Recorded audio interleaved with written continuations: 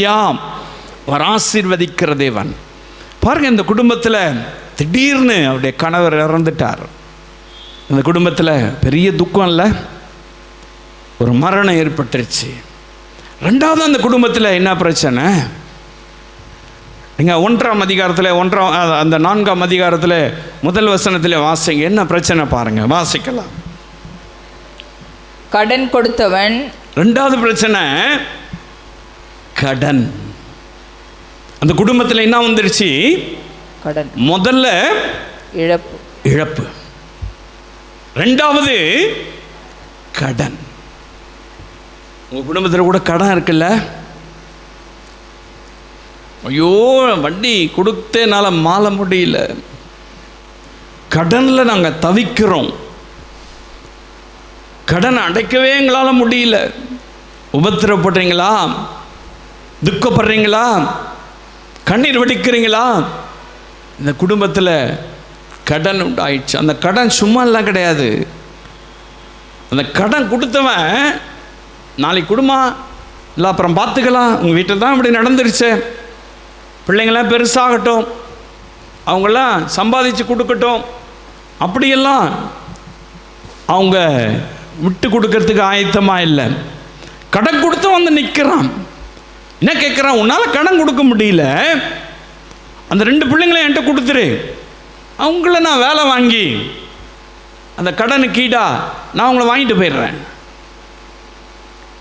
அவங்கள நான் வாங்கிட்டு போயிடுறேன். அந்த நாட்களில் சொத்துன்னு கேட்டாக்கா பிள்ளைங்க தான். இப்போ இருக்கிற மாதிரி ரியல் எஸ்டேட்லாம் சொத்து கிடையாது, நகை நட்டெல்லாம் சொத்து கிடையாது. அந்த நாட்களில் பிள்ளைகள் தான் சொத்து. அப்போ பாருங்க, இந்த பிள்ளைகளை அவன் கேட்குறான். கடன் கொடுத்தவன் எவ்வளோ துக்கமாக இருந்திருக்கும் பார்த்துங்க. அந்த வீட்டில் வரக்கூடிய பிரச்சனைகள் தான் இவைகள். நல்லா இருந்த குடும்பம், நல்லா ஆசீர்வாதமாக இருந்த குடும்பம், கடன் பிரச்சனை வந்துருச்சு. அந்த ஊழியக்காரரு ஊழியம் சேர்த்துக்கு வாங்கினாரோ, சர்ச்சை கட்டுறதுக்கு வாங்கினாரோ, அது என்ன பண்ணுறதுக்கு வாங்கினாரோ தெரியாது. நிச்சயமாக அவர் தீர்க்கதரிசியாக இருக்கிறதுனால ஊழியம் செய்யறதுக்கு தான் வாங்கியிருப்பார். திடீர்னு மறைச்சிட்டாரு. அந்த அம்மா எங்கே போய் கடன் அடைக்க முடியும்? அந்த பிள்ளைங்களை எங்கே போய் கடன் அடைக்கிறதுக்கு என்ன செய்ய முடியும்? பிரியமான அன்பு சகோதரனே, சகோதரியே, குடும்பத்தில் திடீர் பிரச்சனைகள் வரும், திடீர் பிரச்சனைகள் வரும். அவர் நம்பிக்கையோடு வாங்கியிருப்பார். நம்ம ஜெபம் பண்ணுவோம், கர்த்தர் அதை திருப்ப கொடுத்துருவாரு, அதை நம்ம எத்தனை கொடுத்துடலாம், ஏதோ ஒரு நம்பிக்கையோடு தான் வாங்கியிருப்பார். ஆனால் அந்த குடும்பத்தில் அது பிரச்சனையாக மாறி போச்சு. அந்த குடும்பத்தில் கடன் வந்துடுச்சு. கடனில் தவிக்கிறீங்களா? ஏதோ ஒரு கடன் பிரச்சனையில் இருக்கீங்களா? பிரியமான அன்பு சகோதரனே, சகோதரி, அந்த கடன் பிரச்சனையை மாற்றுகிறவர் ஆண்டவராகிய இயேசு கிறிஸ்து. இந்த கடன் பிரச்சனையில் இருக்கிற இந்த சகோதரி எலிசாவுடைய வார்த்தையின்படியே எலிசா கேட்கிறாரு, உன்கிட்ட என்னமா இருக்குன்னு கேட்குறாங்க. அம்மா வந்து சொல்கிறாங்க, இந்த காரியத்தெல்லாம் சொல்கிறாங்க, உன்கிட்ட என்னமா இருக்குன்னு கேட்குறாரு. நம்ம சொன்னாங்க, என்கிட்ட ஒரே ஒரு குடம் என்ன இருக்கு, இருக்கிற உண்மையை சொன்னாங்க. எதையும் ஒளிச்சு வைக்கல, எதையும் மறைச்சு வைக்கல. ஊழியக்காரன்ட்ட ஓப்பனா சொல்றாங்க, ஒரே ஒரு குடம் என்ன இருக்கு, அவ்வளவுதான். உன் குடும்பம் ஆசீர்வதிக்கப்படணும்னா, உன் கடன் பிரச்சனை மாறணும்னா, உன் ஊழியக்காரனுக்கு உண்மையாரு, கர்த்தருக்கு உண்மையாரு, உன் ஊழியக்காரன்ட்ட உண்மையாரு. ஊழியக்காரனுக்கு நீ மறைச்சு செஞ்சாக்கா உன் குடும்பம் ஆசீர்வதிக்கப்படாது. ஊழியக்காரருக்கு தெரிய வேண்டாம், அதை தெரிய வேண்டாம், இது தெரிய வேண்டாம், நீ மறைக்கிற பத்தியா, அதுதான் குடும்பத்துக்கு செக்கு.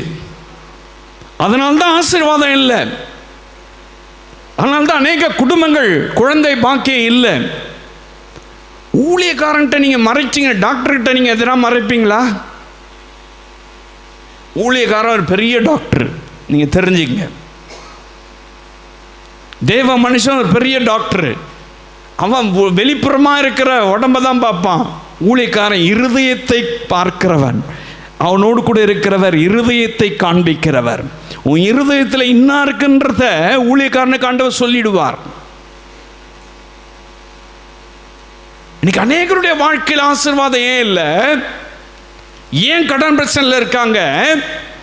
நல்லா இருக்கும் பொழுதெல்லாம் ஊழியக்காரன்ட்ட வரவே மாட்டாங்க. பார்த்துங்க, கை நிறைய இருக்கும் பொழுது, அது இது இருக்கும் பொழுது எந்த ஊழியக்காரனும் தேவையில்ல, அவங்க பாட்டுன்னு ஜாலியாக இருப்பாங்க.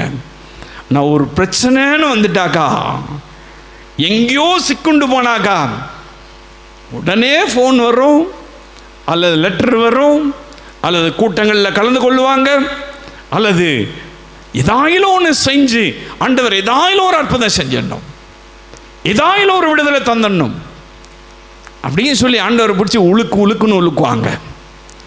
பிரியமான அன்பு சகோதரனே, சகோதரியே, இந்த கடைசி காலத்தில் நீ தேவ மனிதனிடத்தில் ஜாக்கிரதையாக நடந்து கொள்ளுங்க. தேவனுடைய பிள்ளைகளை அற்பமாக நினைக்காதீங்க. தேவனுடைய பிள்ளைகள் மேலே கர்த்தர் விசேஷித்த அபிஷேகத்தை வைத்திருக்கிறார். முன்குறித்த பிள்ளைகள், அவர்கள் தெரிந்து கொண்டவர்கள், கர்த்தருக்காக திறப்பிலே நிற்கிறவர்கள். அவங்கள நீங்கள் அண்டர் எஸ்டிமேஷன் போடாதீங்க. இப்போ பவுல் சொல்லும்போது சொல்கிறாரு, நான் சுவிசேஷம் சொன்னதுனால உனக்கு சத்ருவானா மாறிட்டேனா? என்னை அடிக்க வரீங்க, என்னை கொல்ல வரீங்க, எனக்கு விரோதமாக பேசுறீங்க,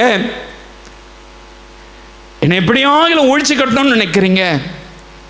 பிரியமான அன்பு சகோதரனே, சகோதரியே, உன் குடும்பம் ஆசீர்வதிக்கப்படணும்னா எலிசாவுடைய வார்த்தையை எந்த ஒளிவும் மறைவும் இல்லாமல் எலிசாவிடத்தில் என்கிட்ட இருக்கிறது இவ்வளோதாம்மா ஐயா, இவ்வளோதான் இருக்கு அப்படின்னு சொல்லி உண்மையை சொன்னாங்க. உண்மையை சொன்னதுனால அவர் ஆலோசனை கொடுக்கிறார். அவருக்குள்ள இருக்கிற ஆவியானவர் ஆலோசனை கொடுக்கிறார். அந்த குடத்தில் நீ வச்சுக்கோ, அந்த குடத்தை பக்கத்து வீட்டிலேருந்து குடத்தை வாங்கு. அதை வாங்கிட்டு நீயும் உன் பிள்ளையும் கதவை சாத்திங்க. ஒருத்தன் கொடுக்கும் பொழுது அதை நீ அதில் ஊற்றி வை, வார்த்து வை, நீ அப்படி செய் அப்படின்னு சொல்லி அனுப்பிட்டார். அந்த ஒரு கடன் எண்ணெயை வச்சுக்கிட்டு அவங்க எல்லா கடனையும் மாற்றிட்டாங்க. ஹல்லேலூயா! அவங்களுடைய கடன் பிரச்சனை மாறினது. காரணம், அவர்கள் வெளிப்படையாய் தேவனுடைய மனிதனுக்கு உண்மையை சொன்னபடினால் ஆவியானவர் கிரியை செய்தார். அந்த ஒரு குடமும் இல்லை, என்கிட்ட ஒன்றுமே இல்லைன்னு சொல்லி நின்று இருந்தாக்கா அவங்க கடன் பிரச்சனை மாறி இருக்குமா? யோசிச்சு பாருங்க. அந்த அம்மா எலிசாகிட்ட போய் நின்று, என்கிட்ட ஒன்றுமே இல்லையா, வெறும் கையாக இருக்கிறேன். இன்னைக்கு அப்படி தான் சொல்லுவாங்க, எல்லாம் வச்சு நிற்பாங்க. கேட்டால் வீடு இருக்கும், நிலம் இருக்கும், அது இருக்கும், இது இருக்கும், ஒன்றுமே இல்லையா, கையில் காசு இருக்காது, அவ்வளவுதான். அசட்டாக வச்சு நிற்பாங்க, ஒன்றுமே இல்லையா. அப்படி சொன்னால் எங்கே ஆண்டவர் ஆசீர்வதிப்பார்? அவர் கொடுத்ததாச்சே, அவருக்கு நன்றியோடு சொல்லுங்க, கர்த்தர் என்னை ஆசீர்வதித்திருக்கிறார். இன்னைக்கு அநேகருடைய வாழ்க்கையில் ஆசீர்வாதம் ஏன் இல்லை? குடும்பத்தில் உண்மை இல்லை. குடும்பத்தில் கணவன் மனைவிக்குள்ள உண்மை இல்லை. கணவனுக்கு தெரியாமல் மனைவி எடுத்து எதனா பண்ணுறது, மனைவிக்கு தெரியாமல் கணவர் ஏதாயினும் ஒரு சிலுமிஷம் பண்ணுகிறது. பாருங்க, அப்பா அம்மாவுக்கு தெரியாமல் பிள்ளைங்க. இப்போ எப்போ அந்த குடும்பம் ஆசீர்வதிக்கப்படும்? எப்படி அந்த குடும்பம் ஆசீர்வதிக்கப்படும்? ஒரு வெளிப்படையான காரியம் இல்லை. ஆண்டவர் எல்லாத்தையும் பார்த்துட்டு இருக்கார்ல. ஆண்டவருடைய சமூகத்தில் கணவர் தன்னுடைய பிரச்சனையை சொல்லுவார். தான் மனைவிக்கு விரோதமாக செஞ்ச காரியத்தை சொல்ல மாட்டார், அதை மறைச்சிருவார். மனைவி கணவனுக்கு விரோதமான காரியத்தை செஞ்சதை சொல்ல மாட்டாங்க. ஆண்டவரே, என் பிரச்சனை இது, அவர் இப்படி பண்ணுறார், அப்படி பண்ணுறார், அதை சொல்லுவாங்க. எப்படி கர்த்தர் ஆசீர்வதிப்பாரு? வெளிப்படையாக இருக்கணும். ஆண்டவருடைய சமூகத்தில் உண்மையாக இருக்கணும். தேவ மனிதரிடத்தில் நீங்கள் உண்மையாக இருங்க. உங்கள் கடன் பிரச்சனைகள் மாறும். இந்த அம்மாவுக்கு அப்படிதான் கர்த்தர் கடன் பிரச்சனையை மாற்றினார். உங்கள் குடும்ப கடனில் இருக்கா? ஏதோ ஒரு காரியத்தில் அடிமைப்பட்டு கிடக்கிறீங்களா? ஏதோ ஒரு காரியத்தில் கடன் பட்டிருக்கீங்களா? பயப்படாதீங்க. அந்த அம்மாவுடைய கடனை மாற்றினவர், அந்த தீர்க்கதரிசியுடைய மனைவியுடைய கடனை மாற்றினவர் இன்றைக்கும் ஜீவனுள்ளவராயிருக்கிறார். உங்கள் கடன் பிரச்சனை கர்த்தர் மாற்றுவார். கடன் பிரச்சனை கர்த்தர் மாற்றுவார். அநேக சாட்சியெல்லாம் சொல்ல முடியும். இதே திண்டிவனம் பட்டணத்தில் 8 லட்சம் கடனோடு ஒரு சகோதரி வந்தாங்க. அவனுடைய முடிவு என்ன தெரியுமா?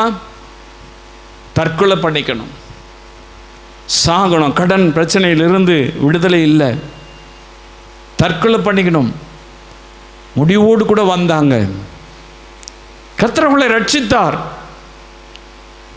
பாருங்க, அவங்க இயேசுவை நேசிக்க ஆரம்பித்தாங்க, இயேசு மேல அன்பு வைக்க ஆரம்பிச்சாங்க, சபைக்கு போனாங்க, ஊழியத்தில் நம்முடைய ஊழியத்தில் வந்து எல்லா காரியங்களிலும் பங்கு பெறுவாங்க.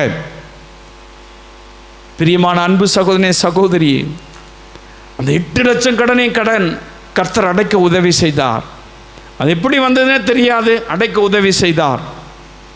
அது மாத்திரம் கிடையாது, ஆண்டவருக்காக இன்னைக்கு ஊழியம் செய்யும்படியாய் கர்த்தர் அந்த குடும்பத்தை வைத்திருக்கிறார். ஊழியம் செய்கிறாங்க. பிரியமான அன்பு சகோதரனே சகோதரியே, உங்கள் வாழ்க்கையில் ஏதோ ஒரு கடன் இருக்குல்ல, இயேசுவால மாற்ற முடியும். நீங்கள் ஊழியக்காரர்கிட்ட உண்மையாக இருங்க, ஊழியக்காரர்கிட்ட உண்மையாக இருங்க. அவங்க வந்து அந்த குடும்பத்தார் என்கிட்ட வந்து சொல்லுவாங்க, இப்படியெல்லாம் கடன் இருக்கிறது, இவ்வளவு நெருக்கம், வட்டி கட்ட முடியல அப்படின்னு சொல்லுவாங்க. ஜெபிப்பேன். அப்படி ஜெபிக்க திடீர்னு அவங்களுக்கு யாரோ கொடுக்க வேண்டிய காசு கொண்டு வந்து கொடுத்தாங்க. என்கிட்ட கொடுத்து தான் முதல் கடனை அடைச்சாங்க. 2 லட்சம் ரூபாய் ஒரு ஆள்கிட்ட பேசி வட்டி இல்லாமல் வெறும் அவங்க கொடுத்த காசை கொடுத்து அவள் ஏற்றுக்கொள்ள மாட்டேன்ட்டாங்க. அதுக்கு வட்டி போட்டு 4 லட்சமாக கேட்குறாங்க. ஆனால் பாருங்க, ஆண்டவர் பேசி அவங்களோடு கூட நான் பேசினேன். அவங்க வந்தாங்க. நான் தான் முதல்ல அந்த 2 லட்சம் ரூபாய் கொடுத்து உங்கள் கடனை அடைக்க கர்த்தர் உதவி செய்தார். அதை அடைச்சோம். அதன் பின்பதாக மற்ற காரியங்களை அடைக்க கர்த்தர் உதவி செய்தார். வாசலையும் ஆண்டவர் திறந்தார். இன்னைக்கு கர்த்தர் அவர்களை பயன்படுத்துகிறார். ஊழியக்காரையாக கர்த்தர் வைத்திருக்கிறார். பிரியமான அன்பு சகோதரனே சகோதரியே, உங்கள் குடும்பம் கடன் பட்டிருக்கா? உங்கள் குடும்பம் கடன் பட்டிருக்கா? பயப்படாதீங்க. இந்த தீர்க்கதரிசியுடைய மனைவியுடைய குடும்பத்தில் காணப்பட்ட கடன்களை கர்த்தர் மாற்றினது போல இன்றைக்கு உங்கள் குடும்பங்களில் இருக்கிற பிரச்சனைகள், கடன் பிரச்சனை கர்த்தர் மாற்றுவார். ஒரு பெரிய சமாதானத்தை கர்த்தர் கட்டளையிடுவார். ஹல்லேலூயா, ஹல்லேலூயா. 3வது அந்த குடும்பத்தில் என்ன பிரச்சனை வாசிக்கலாம். அதே 4ஆம் வசனம், 4ஆம் அதிகாரம் 1 வசனத்தை வாசிக்கலாம். அவள்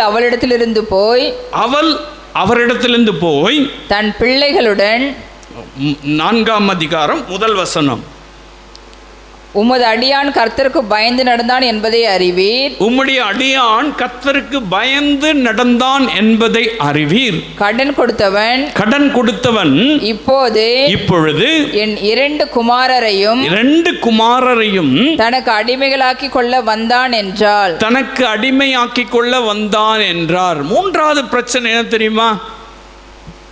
அவங்களுடைய வாழ்விலே சோர்வு வந்துடுச்சு. டென்ஷன் தாங்க முடியல, நெருக்கம் தாங்க முடியல, உபத்திரவம் தாங்க முடியல. அவங்க சொல்றாங்க, கடன் கொடுத்தவன் வந்து என் பிள்ளைங்கள் எல்லாம் கேட்கிறாயா, கடன் கொடுத்தவன் சும்மா விட மாட்டான், என் பிள்ளைங்களை கேட்கிறான். நாங்கள் ஊழியம் செஞ்சோம், என் கணவர் தீர்க்கதரிசியா இருந்தாரு, கடன் பட்டுட்டோம், ஆனால் இப்போ சோர்ந்து போயிருக்கிறோம். குடும்பம் வேலை சோர்ந்து போயிருக்கலாம். எவ்வளோ ஜெபம் பண்ணோம், எவ்வளோ காரியங்களை செஞ்சோம், ஏதோ ஒரு சோர்ந்து போயிருக்கீங்களா? இந்த அருமையான சகோதரியும் 2 பிள்ளைகளும் சோர்ந்து போயிட்டாங்க. என்ன பண்ணுறதுன்னு தெரியலையே, வேற வழி இல்லையே, உதவி செய்வதற்கு யாரும் முன் வரலையே, அவன் சொந்தக்காரங்க யாரும் வரலையே, அக்கத்து வீடு பக்கத்து வீடு யாரும் வரலையே. அந்த குடும்பம் சோர்ந்து போயிடுச்சுங்க. ரொம்ப துக்கம். இருதயத்தின் யோசனைகளை கர்த்தர் அறிவார். இந்த இருதயம் எவ்வளவு துக்கப்பட்டிருக்கும், எவ்வளவு சஞ்சலப்பட்டிருக்கும். தன் பிள்ளைங்களை பிடிச்சிட்டு போயிட்டா என்ன ஆகிறது, தன் பிள்ளைங்களை வலுக்கட்டாயமாக தூக்கிட்டு போயிட்டா என்ன ஆகிறது? யோசிச்சு பாருங்க அந்த குடும்பத்தினுடைய சோர்வு. நீங்களும் ஏதோ ஒரு காரியத்தில் சோர்ந்து போயிருக்கீங்கல்ல, ஏதோ ஒரு காரியத்தில் சோர்வோடு கூட அமர்ந்திருக்கீங்கல்ல.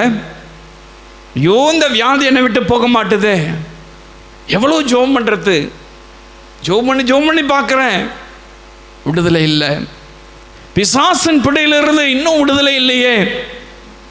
சோர்ந்து போயிருக்கீங்களா? ஐயோ என் பிள்ளைகளுக்கு குழந்தை பாக்கியம் இல்லையே, எவ்வளவு ஆண்டு காலங்கள் காத்திருப்பது. சோர்ந்து போயிருக்கீங்களா? ஏதோ ஒரு காரியத்தில் சோர்வு, ஏதோ ஒரு காரியத்தில் முயற்சி எடுத்து சோர்வு.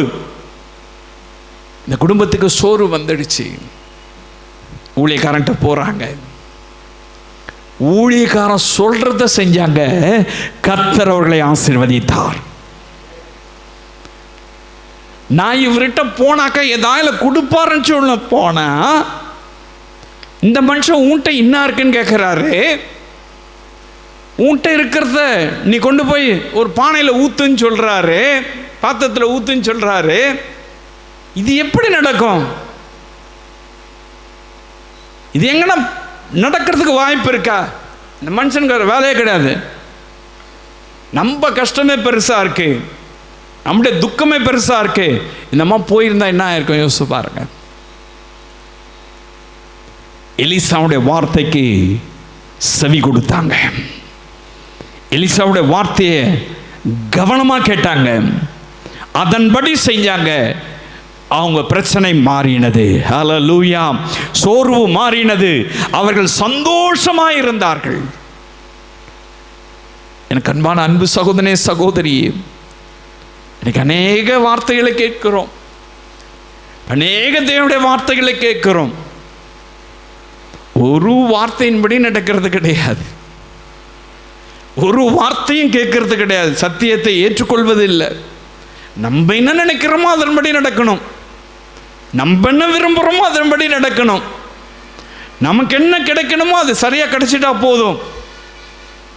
அப்படித்தானே நம்ம வாழ்ந்துட்டு இருக்கோம். சுயநலம். அந்த குடும்பம் ஆசீர்வதிக்கப்படாது. உன் குடும்பம் ஆசீர்வதிக்கப்படணும்னா தேவனுடைய வார்த்தை சொல்லுகிற தேவ மனிதனுடைய வார்த்தைக்கு நீங்கள் செவி கொடுக்கும் பொழுதுதான் உங்க குடும்பம் ஆசீர்வதிக்கப்படும். உனக்கு ஆபத்து இருக்குன்னு சொன்னாக்கா நீ உடனே ஜெபம் பண்ணணும், கேட்கணும் அந்த வார்த்தைக்கு. இது செய்யாத அப்படின்னு சொன்னாக்கா அதை செய்யாத, விட்டுரு. ஆவியானவர் சொல்லாம ஒரு ஊழியக்காரன் சொல்ல மாட்டான். அப்படி சொன்னா கள்ள தீர்க்கதரிசி. பிரியமான அன்பு சகோதரனே சகோதரி, இன்னைக்கு நம்முடைய வாழ்க்கையிலும் கூட ஏதோ ஒரு காரியத்தில் சோர்வு, ஏதோ ஒரு காரியத்தில் சோர்வு. நம்ம சோர்வு நீங்க ஊழியக்காரன்ட்ட போனது மட்டும் கிடையாது, ஊழியக்காரன் சொல்றத செஞ்சாங்க, அப்படி சோர்வு மாறினது. ஆபிரகாம் என்று சொல்லுகிற பெரிய மனுஷன், விசுவாசிகளின் தகப்பன், அவனுக்கு ஒரு பெரிய சோர்வு வந்துருச்சு. அவன் பாருங்க, கர்த்தர் ஆதியாகமம் 12ஆம் அதிகாரத்தில் 1-2 வசனம், அந்த வசனங்களை வாசித்து பார்த்தீங்கன்னாக்கா அங்க ஆண்டவர் வாக்குத்தத்தம் செய்கிறாரு. என்ன வாக்குத்தத்தம் செய்கிறாரு? நீ வா, நான் உன்னை பெரிய ஜாதியாக்குவேன், உன்னை இப்படி உயர்த்துவேன் அப்படி உயர்த்துவேன்னு சொல்லி ஆண்டவர் பெரிய வாக்குத்தத்தம் கொடுக்கிறார். என்ன வாக்குத்தத்தம் கொடுக்கிறார்? வாசிக்கலாம். கர்த்தர் ஆபிராமை நோக்கி, கர்த்தர் ஆபிரகாம் நோக்கி, நீ உன் தேசத்தையும் உன் தேசத்தையும் உன் இனத்தையும் உன் இனத்தையும் உன் தகப்பனுடைய வீட்டையும் விட்டு புறப்பட்டு தகப்பனுடைய வீட்டையும் விட்டு புறப்பட்டு நான் உனக்கு காண்பிக்கும் தேசத்துக்கு போ. நான் உனக்கு காண்பிக்கும் தேசத்துக்கு போ. நான் உன்னை பெரிய ஜாதியாக்கி நான் உன்னை பெரிய ஜாதியாக்கி உன்னை ஆசீர்வதித்து உன் பேரை பெருமைப்படுத்துவேன். உன் பேரை பெருமைப்படுத்துவேன். நீ ஆசீர்வாதமாய் இருப்பாய். உன்னை ஆசீர்வதிக்கிறவர்களை ஆசீர்வதிப்பேன். உன்னை சபிக்கிறவனை சபிப்பேன். பூமியில் உள்ள வம்சங்கள் எல்லாம் உனக்குள் ஆசீர்வதிக்கப்படும் என்றார். பாருங்க, ஆண்டவரே வாக்குத்தத்தம் செஞ்சிட்டார். எவ்வளவு அழகான வாக்குத்தத்தம் இல்ல? எவ்வளவு அழகான வாக்குத்தத்தங்கள். நீ வானார் முதல்ல ஒரு கண்டிஷன் கொடுத்தார். நீ உன் இனத்தையும் உன் ஜாதியும் உன் ஊரையும் விட்டு வா, வெளியில வா அப்படின்னு சொன்னார். கீழ்ப்படிஞ்சான், வந்தான். ஆண்டவர் கொடுத்த வாக்கு தத்துவம், பேரை பெருமைப்படுத்துவையா, உனக்குள் உன் சந்ததி ஆசீர்வதிக்கப்பட்டிருக்கோன்னு ஆண்டவர் வாக்கு தத்துவம் கொடுத்துட்டார். ஆனா 100 வயசு வரல ஒன்றும் நிறைவேறல. 100 வயசு வரல நிறைவேறல. அந்த அம்மாவுக்கு வயசாகி போச்சு. எங்க சந்ததியே காணோம், எங்க ஆசீர்வதிக்கிறது? பாருங்க, எவ்வளவு சோர்வு இருந்திருக்கும் பார்த்துங்க. மனசுல எவ்வளவு சோர்வு இருந்திருக்கும். கர்த்தரை நம்பி வந்தார். தன் இனத்தையும் தன் ஜனத்தையும் தன் ஜாதி மக்களையும் எல்லாவற்றையும் ஊரை விட்டு வெளியில வந்துட்டார். ஆனா எந்த ஆசீர்வாதமும் இல்லை. மனசுல சோர்வு. ஆண்டவர் பேசுறார். மறுபடியும் வாசிக்கலாம். 15ஆம் அதிகாரம், ஆதியாகமம் 15ஆம் அதிகாரம் 1ஆம் வசனம் 2ஆம் வசனத்தை வாசிக்கலாமா? இந்த காரியங்கள் நடந்த பின்பு கர்த்தருடைய வார்த்தை ஆபிரகாமுக்கு தரிசனத்திலே உண்டாகி அவர் ஆபிராமே நீ பயப்படாதே. பாருங்க, மறுபடியும் ஆண்டவர் பேசுறாரு. ஆபிரகாமே நீ பயப்படாத, நான் உனக்கு கேடகமும் உனக்கு மகா பெரிய பலனும். நான் சபைக்கு போறதுனால என்ன நெருக்குறாங்க, ஆண்டவருடைய வார்த்தையை கேட்கறதுனால என்னை துன்பப்படுத்துறாங்க. சோர்ந்து போயிருக்கீங்களா? ஆண்டவரே எனக்கு என்னத்தை தருவீர்? எப்ப என் கணவனை ரட்சிப்பீர்? எப்ப என் மனைவியை ரட்சிப்பீர்? எப்ப என் பிள்ளைகளை ரட்சிப்பீர்? ஜோம் பண்ணி பார்த்த ஒன்னும் நடக்கலையே. சோர்ந்து போயிருக்கீங்களா? சோர்ந்து போன ஆபிரகாமிட்ட கர்த்தர் பேசினது என்ன தெரியுமா? வாசிக்கலாம். அதே அதிகாரத்தில் 5ஆம் வசனத்தை வாசிக்கலாம். அவர் அவனை வெளியே அழைத்து அவனை வெளியே அழைத்து. இப்ப எங்க இருந்திருக்கிறான்? அவன் வீட்டுக்குள்ள இருந்திருக்கிறான். ஹல்லேலூயா. வீட்டுக்குள்ள படுத்துட்டு இருந்திருப்பான். ஏன்னா தரிசனத்துல எல்லாம் கர்த்தர் பேசுறாரு. வீட்டுக்குள்ள இருக்கிறான். இப்ப கர்த்தர் பார்த்தாரு.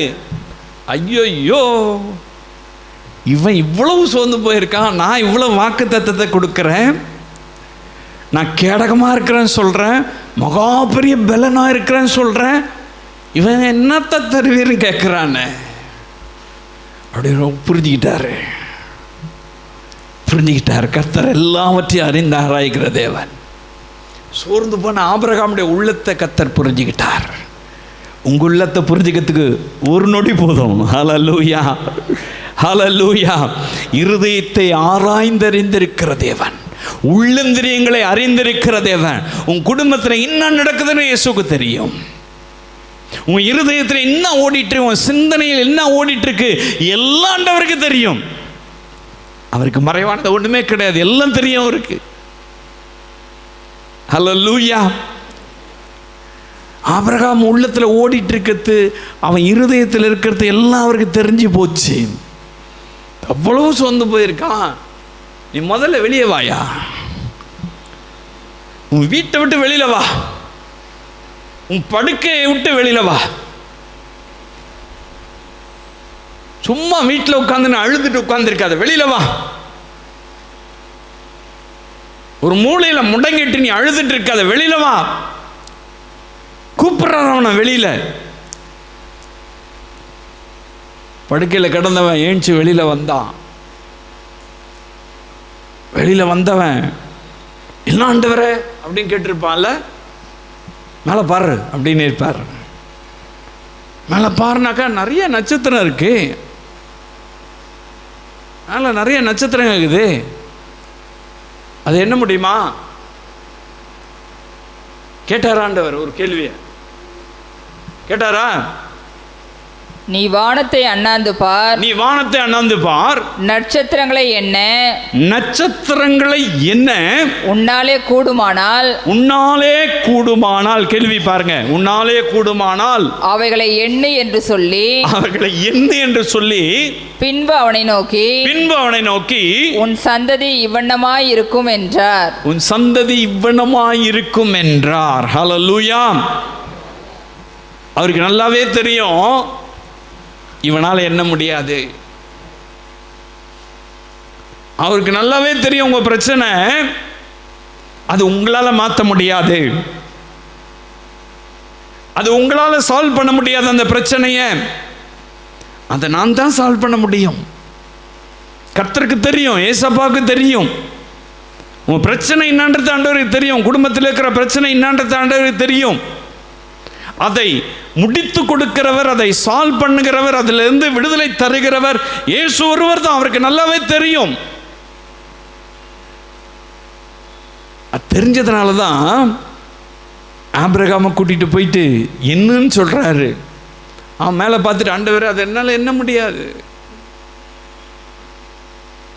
அப்படிதான் சொல்லியிருப்பான். என்னால் என்ன முடியாது ஆண்டவர் சொல்லிட்டாரு. அது நீ பார்க்கறது எவ்வளவு எண்ண முடியாத அளவுக்கு இருக்குதோ அது போல உன் சந்ததியை பெருக பண்ண போ அப்படின்ட்டாரு. ஹல்லேலூயா. அதை அவன் விசுவாசித்தான், அது அவனுக்கு நீதியாக எண்ணப்பட்டது. ஹல்லேலூயா. அப்ப அதுக்கு முன்னாடி விசுவாசிக்கலையா? விசுவாசித்தான். ஆனா மனசுல என்ன ஆச்சு? நீங்க கூட நிறைய காரியங்களை விசுவாசிப்பீங்க, நிறைய காரியங்களை விசுவாசிப்பீங்க, ஆனா இன்னும் நடக்கலையே. சோர்வு, ஏதோ ஒரு சோர்வுல உங்க குடும்பம் இருக்கா, நீங்க இருக்கீங்களா, உங்க பிள்ளைங்க இருக்காங்களா? எல்லாவற்றையும் ஆராய்ந்து அறிந்திருக்கிறவர் உனக்கு என்ன தேவைன்னு அவருக்கு தெரியும். உங்க சோர்வு நீக்கும் அவருக்கு தெரியும், உன் குடும்பத்தில் இருக்கிற பிரச்சனை நீக்கும் அவருக்கு தெரியும். ஹல்லேலூயா. பாருங்க, உடனே அவன் அதை விசுவாசித்தான். ஆண்டவர் சொன்னது விசுவாசம். இப்ப விசுவாசம் வந்துடுச்சு, விசுவாசித்தான். அதன் பின்பதாக கர்த்தர் ஈசாக்கை கொடுத்தார். ஹல்லேலூயா. ஈசாக்கை கர்த்தர் கொடுத்தார். சுதந்திரவாளியாய் ஈசாக்கை கர்த்தர் கொடுத்தார். அவன் பிரச்சனையை கர்த்தர் மாற்றினார். அவர் சொன்ன வாக்கு தத்தங்கள் இன்னைக்கும் பிரச்சனைக்கு காரணம் அதுதான். இன்னைக்கும் பாலஸ்தீனத்துக்கும் இஸ்ரேலுக்கும் பிரச்சனை அதுதான். ஆபிரகாம் என்னதுன்னு சொல்றான் இஸ்ரவேல், இல்ல அது எங்க முற்பிதாக்கன்னு சொல்றான் அவன். ரெண்டு பேருக்குள்ள டக்கஃபரா தான், பிரச்சனையா தான். அவ்வளவாய் பெருகி விட்டது. ஹல்லேலூயா. அவ்வளவாய் கர்த்தர் பெருக செய்தார். அவர் வாக்கு தத்தங்களின் தேவன். உங்க சோர்வை நீக்கி உங்களை அவரால் ஆசீர்வதிக்க முடியும். எதுல நீங்க சோர்ந்து போயிருந்தாலும் சரி, எந்த காரியத்தில் சோர்வோடு கூட இருந்தாலும் சரி, கர்த்தர் உங்களை சோர்வுகளை மாற்றி உங்களை ஆசீர்வதிக்க முடியும். இந்த கடன்பட்ட மனைவி, தீர்க்கதரிசியுடைய மனைவி சோர்ந்து போய் ஊழியக்காரன்ட்ட வராங்க. இந்த ஊழியக்காரன் மூலமாய் கர்த்தர் சோர்வுகளை மாற்றினார். ஹல்லேலூயா. எல்லா சோர்வுகளையும் மாற்றினார். இப்போ எவ்வளவு உற்சாகமாக இருந்திருப்பாங்க பார்த்துங்க. அந்த ஊரில் எல்லார காட்டிலும் பெரிய பணக்காரியாக மாறிட்டு இருப்பாங்கல்ல. நான் இமேஜின் பண்ணி பார்த்தேன், என்ன வியாபாரினா கொஞ்சம் நஞ்சமாவா இருக்கும், என்ன வியாபாரியாக மாறிட்டாங்க, கடங்காரி. என்ன வியாபாரம் இன்னைக்கு, என்ன விலை விற்கிது உங்களுக்கு தான் தெரியும். எவ்வளோ விலை விற்குது இல்லை? அந்த வியாபாரி அந்த நாளில் மாறிட்டாங்க, என்ன விற்கிறவங்களா மாறிட்டாங்க. எவ்வளோ பெரிய பணக்காரியாக இருப்பாங்க பாருங்க. உற்சாகமாக கல்லாப்பட்டியை கட்டியிருப்பாங்க, உற்சாகமாக எல்லா ஆசீர்வாதமும் வந்திருக்கு. இப்போ எவ்வளோ சந்தோஷப்பட்டு இருப்பாங்க. அவங்க கணவன் இல்லாத சோர்வு மாறிடுச்சு, பிள்ளைகளை கூட்டிட்டு போயிடுவேன்ற சோர்வு மாறிடுச்சு, கடன்காரங்க கடனை அடைச்சி எல்லாரையும் துரத்தி விட்டாங்க, அந்த ஊரில் சாப்பிட்றதுக்கு வழி இல்லாமல் இருந்தாங்க, எல்லாருக்கும் இவங்க சாப்பாடு கொடுக்குற அளவுக்கு மாறிட்டாங்க. இவங்களை தேடி நிறைய பேர் வந்திருப்பாங்க, அம்மா எனக்கு என்ன கொடுங்க, எனக்கு வியாபாரம் பண்ணுங்க, எனக்கு என்ன கொடுங்க. ஹோல்சேல் டீலராக மாறி இருப்பாங்க நான் நினைக்கிறேன். ஹல்லேலூயா. சும்மா கொஞ்சம் நஞ்சம் வித்திருக்க மாட்டாங்க, அந்த தேசத்துக்கே வித்திருப்பாங்கன்னு நான் விசுவாசிக்கிறேன். ஹல்லேலூயா. கர்த்தர் அப்படிதான் ஆசீர்வதிச்சிருப்பார். அங்கிருந்து தான் அந்த தேசம் முழுவதும் போயிருக்கும். சோர்வு மாறிடுச்சுல்ல, அந்த குடும்பத்தினுடைய சோர்வு மாறிடுச்சுல்ல. ஹல்லேலூயா. அந்த குடும்பத்தை கர்த்தர் விடுதலை செய்தார். அந்த குடும்பம் ஹாப்பியான குடும்பமாய் மாறினது. எப்ப ஹாப்பியா மாறும்? எந்த இழப்புகளையும் நீங்கள் அற்பமாய் நினைக்காதபடி அதை ஏற்றுக்கொள்ளும் பொழுது உங்களுக்கு அது ஆசீர்வாதமாய் மாறும். ஹல்லேலூயா. இரண்டாவது காரியம், ஊழியக்காரருடைய வார்த்தைக்கு நீங்க கீழ்ப்படிந்து